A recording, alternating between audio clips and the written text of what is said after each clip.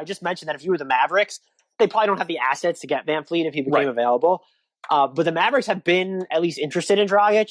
They're apparently not interested in him at his current price point, but like it's for a season, and they still need that type of player. I thought the Dallas fans have been so low on their offseason. I love the Sterling Brown signing. They absolutely stole Reggie Bullock from the Knicks, who, by the way, my one qualm here is, and maybe you feel differently, but had the Knicks found a team to take on Kevin Knox's salary, they could have just carried Reggie Bullock's cap hold, done everything else that they did, and still re-signed Reggie Bullock to the super reasonable contract he signed with the Mavericks. If you're not going to play Kevin Knox. Stop pretending. That would have been a more palatable route. I'll get into that a little bit more because we have an RJ Barrett question, but I like the Bullock signing. He's just a perfect fit for Dallas. Moses Brown is the fun upside play.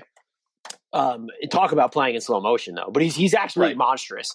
They should play him, KP, and Boban at the same time just because. If it's garbage time. And maybe Dwight Powell also. Yeah. Good old organizational North Star, Dwight Powell, apparently.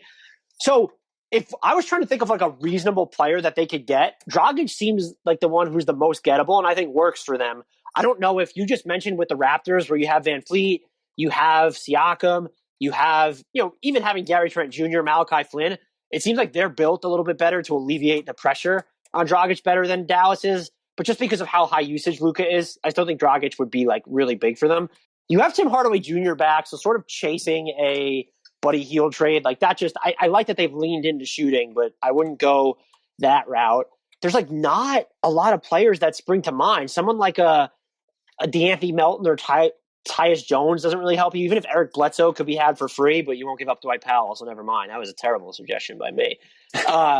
So like I don't know. They need another shot creator still though because that pressure is on. I thought one name I thought about was, and this was before Indiana made other moves to duck the tax, but like Jeremy Lamb, just as someone who could get to his spots and shot really well from three last year when he was healthy. And they still sort of have this logjam of, guys who are good, not great. And he's going into the final year of his deal. So maybe something could be worked out there. But if you're trying to look at like realistic trade targets, and I think one of the issues here is that Dallas fans really wanted more this offseason. What I'm going to say, I'm here for the jokes because the Mavericks always miss in free agency. The options weren't out there. What did you want them to do? Only one team was going to win the Kyle Lowry sweepstakes. And as far as I'm concerned, the Miami Heat won it 5 months ago in March, however long ago that was. So I'm not going to, I don't think the Mavericks did anything bad. I don't think they necessarily strengthened their position in the West, but who did? Who in the Western Conference got noticeably by far and away better? Did the Warriors even, just by virtue of the rookies, and Clay will be back by January or whatever it is? Maybe. I mean, Otto Porter's a good fit there, and you know that Clay is coming back, but no? Yeah. So the name I'll say, this has been controversial whenever I bring him up, but he was shot 58% on drives before he was injured. Eric Gordon, 2 years left on his deal, a little under, I think, $39 million.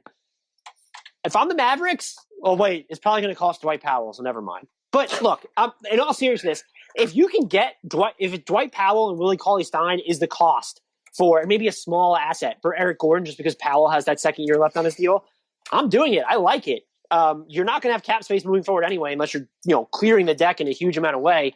And you just need somebody, like Eric Gordon, at least he'll open up the floor more even if the ball's not in his hands, but just someone else other than Jalen Brunson to put some real pressure on the defense outside of Luka, obviously. And that's no knock on Brunson. Again, like it's just he's the low ceiling, high floor guy, and you need more than that with this team. Yeah, so my dream get for the Mavericks, like I said, would be Van Fleet, but they can't get my dream. So I would say pony up for Dragic at this point, or can you look at an Eric Gordon type player? No one cheap comes to mind.